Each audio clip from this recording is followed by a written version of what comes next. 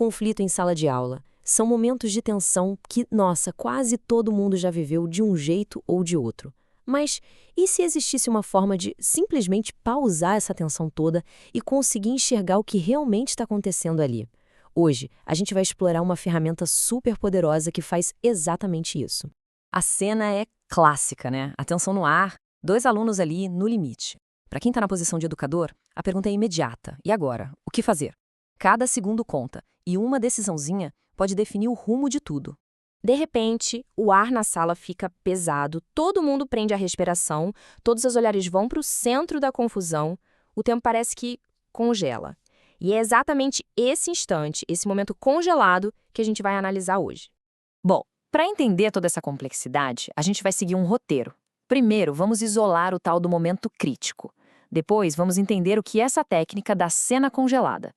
E aí, com essa ferramenta em mãos, a gente vai analisar a situação pela ótica do professor, de um aluno em particular e daquela força invisível que é a pressão do grupo. Então, nosso ponto de partida é sempre esse, o momento crítico. Parece só um instante, uma coisa simples, mas, na verdade, ali é um cruzamento de múltiplas realidades, sabe? Várias verdades, todas batendo de frente ao mesmo tempo. Agir por impulso geralmente só resolve a superfície do problema. Para entender de verdade o que está acontecendo, a gente precisa fazer o inesperado. Pausar. Simplesmente congelar a cena. É só desse jeito que as camadas que estão escondidas no conflito começam a aparecer. E aí a gente chega na nossa ferramenta principal de hoje, a cena congelada. E olha, isso não é só uma metáfora não, é uma técnica de análise de verdade, criada para a gente conseguir desmontar situações exatamente como essa. A origem dessa técnica é bem interessante. Ela vem lá do Teatro do Oprimido, do grande Augusto Boal. A ideia principal do Boal era transformar o espectador em um participante ativo na história. E é basicamente isso que a gente vai fazer aqui, deixar de ser só observador para se tornar analista da cena. O processo todo se resume a 3 passos bem simples. Primeiro, observar, mas sem julgar, sem tomar partido. Segundo, congelar, parar no exato instante em que a tensão chega no máximo. E terceiro, com a cena ali paradinha, analisar cada peça desse quebra-cabeça. É um método simples, mas que revela muita coisa. Ok, agora que a gente já entendeu a técnica, vamos colocar em prática. E vamos começar com a pessoa que tem o maior poder ali para intervir, o professor. Nesse momento congelado, a pressão nos ombros dele ou dela é gigante. Essa pergunta vai direto ao ponto, né? É o dilema central de quem educa. A urgência de colocar ordem na casa contra a chance de transformar aquele caos todo no momento de aprendizado. Agir agora ou esperar? Qual caminho é o melhor? O dilema fica bem claro aqui. Se intervir na hora, a situação é controlada, mas tem o risco de ignorar o que causou tudo aquilo. Se esperar, dá para transformar a crise em aprendizado, mas... E se a coisa toda piorar?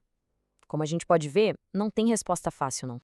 Mas a perspectiva do professor é só uma peça do quebra-cabeça.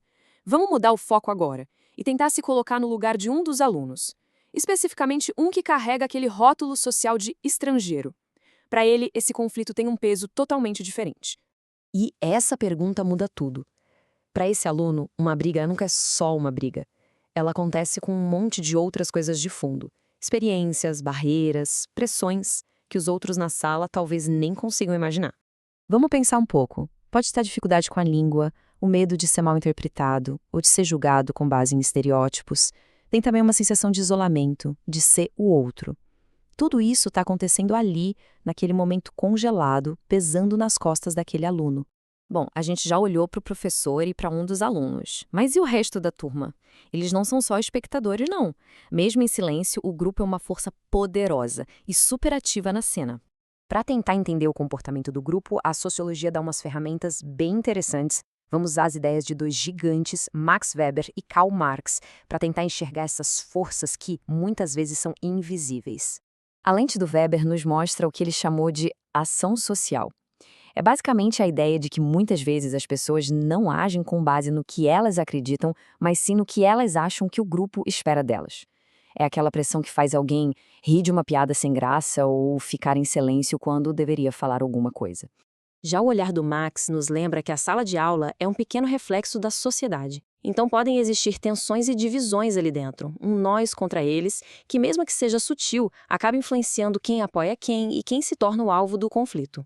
Quando a gente junta essas duas teorias, a imagem fica mais clara. A pressão do grupo não é uma coisa só, mas sim uma rede complexa, que mistura expectativas sociais com dinâmicas de poder. É essa rede que acaba definindo como cada um vai reagir naquele instante congelado.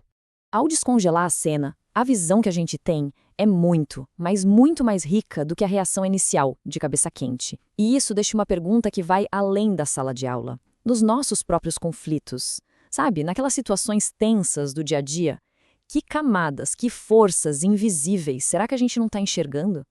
Talvez valha a pena, de vez em quando, parar e congelar a cena.